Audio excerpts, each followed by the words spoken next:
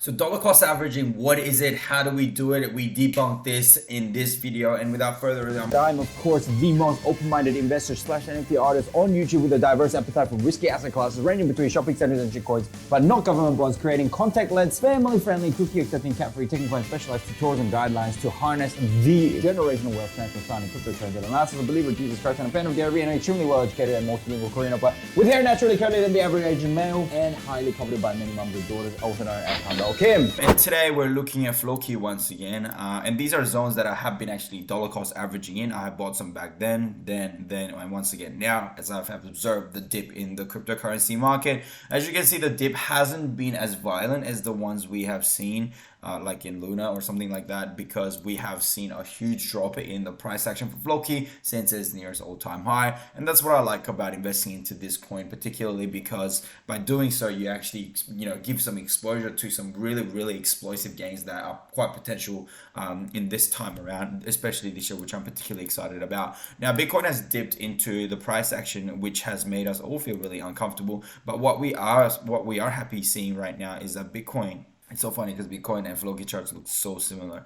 What we have been seeing in Bitcoin is that we have seen a price action that has been rejecting the $29,000 support that we were able to see in the daily chart on Bitcoin. The lows that we've experienced back in May 2029, those price actions have actually been strongly rejected. Now that doesn't mean there isn't any further downside, but at these key support levels, it is sound investment strategy that you actually dollar cost average into positions, and that's why I thought to invest further into Floki. Of course, you can do whatever you want to do. You don't have to follow exactly what I do. And trading Floki is actually one of those things where we identified that there isn't particularly a massive use case with the cryptocurrency. A lot of it has predominantly to do with the marketing, and we don't mind that because cryptocurrency is yet to prove its use case across the board. Great use case cryptocurrencies like Luna, we know has been very well followed, but as you can see today, Luna doesn't even exist because the blockchain has been shut down. The creators are being sued, the creators are being threatened, and so, which is a really terrible thing to see. Of course, if you have invested into Luna,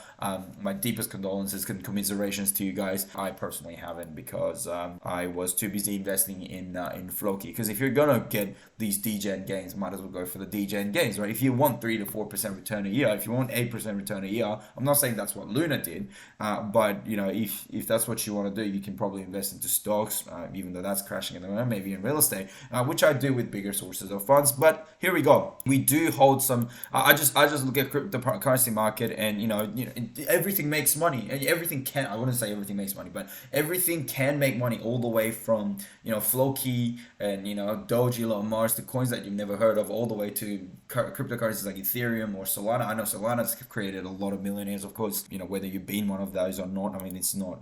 I mean, I don't know. But basically, what I'm doing is we're looking at Floki Inu and looking at the correction that he has experienced from the top and the strong community that it has. At the end of the day, cryptocurrency is going to derive its value from network effect from its early days. And for me, Floki Inu is a project that has plenty of eyeballs on it that will continue to make endeavors to actually, trying to get moon out of it. Now I bought at these levels because it was of great support, and I further dollar cost averaged into these positions. Now I did have a moment of profitability in my position in the last few days or so, but I didn't exit out of those. Although, how much gain was that since I purchased?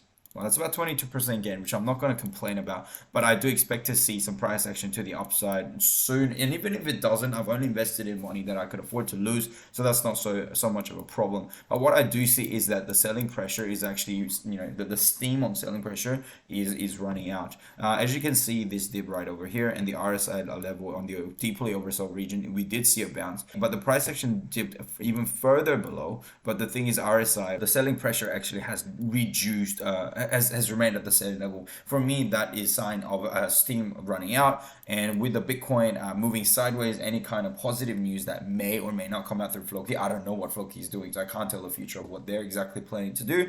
The sideways action that we're going to experience in Bitcoin would be quite, I think, point towards some level of hope into the future for Floki, of course. Now, that being the case, why do I then expect a sideways price action for Bitcoin for a little while? That is because every time Bitcoin has a big dip, we we do often see a sideways price action for a little while. Whether we moon after that or whether we don't moon after that, we will be seeing sideways price action, such as the time that we've seen in 2018 before a moon occurs. Even if we do experience a further dip, we did see something similar once again in 2020, where we did see a strong dip to the downside, moving sideways, but overall it just moved sideways before it did another big dip as well. So those will be the times that I'll be paying attention to. If it dips even further, what I'll do is I'll just go buy some more Floki. That's basically what I will do.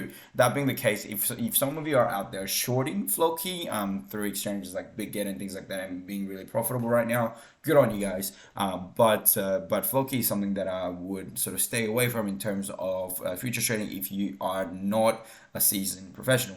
And so do keep an eye on the price action, guys. We're in a territory where it's hard to say there's any support or resistance or anything of that nature right now. So all you have to do is just dollar cost average into the project and hope that one day it will recover very strongly from its drops. But I don't know what this beam is. Maybe that's a support there, but it's too hard to say. At the moment though, I feel completely fine dollar cost averaging into this position. And should a bull market arise, whether now in the next 2 years or in the 4 years after that, I do sense that Floki could potentially be around. And so based on these probabilities, I have invested appropriate amounts of money into the cryptocurrency. That of course is my opinion. That of course is my research. That of course is my decision.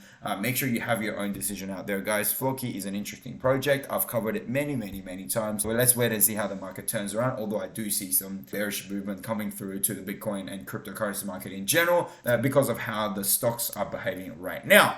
And so another strategy that I recommend you guys to do is copy trading. If you're not going to be doing futures trading yourself, I found this trading method really helpful. If you're not the type of person to sit in front of a computer every day, all day, every day, you can make money in your sleep with this particular option. Obviously, you can also lose money in your sleep. So, there's always risk to doing everything, but this has been one of the most consistent strategies that I've personally experienced, being able to spot and snap out a good trader in the market. So right now, I am following this particular trader, and so far I've risked about $3,200 worth of money, which then has given me $1,100 worth of return in the last 10 days, clocking in around $110 every day in profits. And this copy trading is good as long as you can identify and ascertain and judge for yourself which trader is good and which trader is not. So that being the case, always risk amounts of money that you can afford to lose. You'll find 2 videos on my YouTube channel which will explain how to then get your money to copy master traders trades, and I basically do a spill on what I consider is a good metric to decide whether a particular trader is good or not. So make sure you check out those tutorials. Sign up to BitGet down in the link in the description below. If you don't want to do that and you just want to trade straight up spot and futures market, make sure you check out an exchange called Bybit as well. But let's see if that's available in your country or not. See if BitGet will be better for option for you either way. So check it out, guys. This has been the video update for Floki. Thank you so much for tuning in, and I'll see you in the next video. Peace.